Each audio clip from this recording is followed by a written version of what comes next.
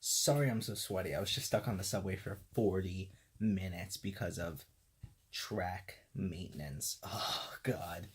No air conditioning down there, and it's cold outside.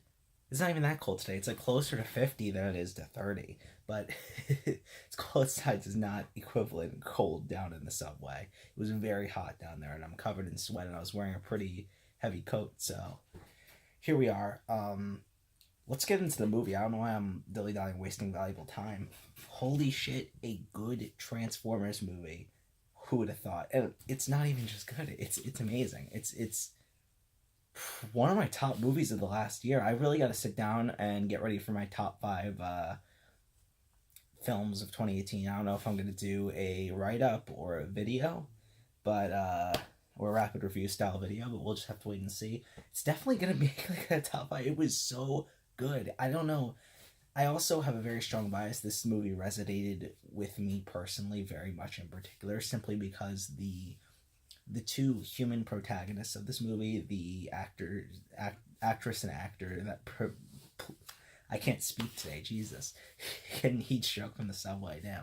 The actor and the actress and actor respectively that played the two leading human characters in this film.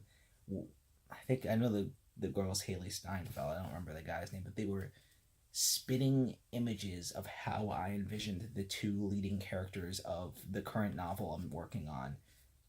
Well, the current novel series, and because it's a series I'm invested in, it was so surreal to see them, their mannerisms, their behaviors, their personalities were just literally torn out of my book, and it was just, this is who I want casted. If it ever gets down to the movie, like I cried during this movie. I'm getting a little teary eyed now. I cried during this movie, and I don't think it was because of the movie itself. It's because there was a very emotional scene with our protagonist and Bumblebee, of course, and because I was visualizing the character I created. That makes sense. It was this weird, surreal disconnect. I just lost it. I was like, "Holy shit! This is real. Like, this is my head come to life on the screen." Obviously, it's a very different story. It's set in the '80s, and it uses that setting.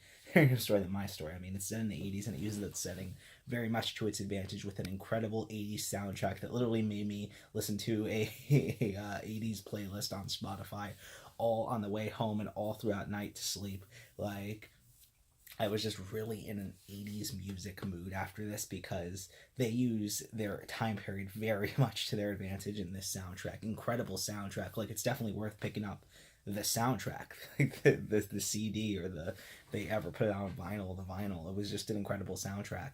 But yeah, this was a Transformers movie that was good. I just still reeling off that fact. It's crazy because I do not like any of the other Transformers movies. I think I watched half of one and turned it off. And that was when I was younger too. So like that's who it's appealing to.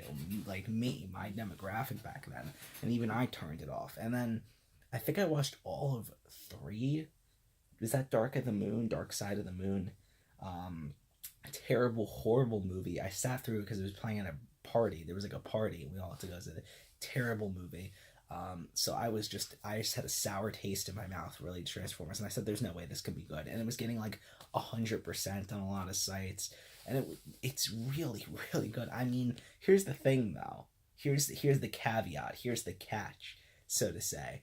All of the segments that are pure Transformers, essentially, like whenever it would cut back to like the central conflict between the Autobots and the Decepticons and all that stuff, and it would cut back to different of the mechs, I would just I would just tune out. It was just that like whole military side plot. You'll know what I'm talking about. We've seen the movie, was just so boring, and I'm just cut back to Haley Steinfeld and Bumblebee. Come on, this is like that core emotional core of the movie was so good that it made up for the boring side plots that are what Transformers. So the Transformers of this movie was bad, but the actual the actual emotional core of the film, the relationship between our protagonist and this mech, it was just absolutely incredible. Very well written, very well realized, and seeing the characters from my imagination come to the screen was really weird, especially since I didn't write this movie. So anyway, you know what?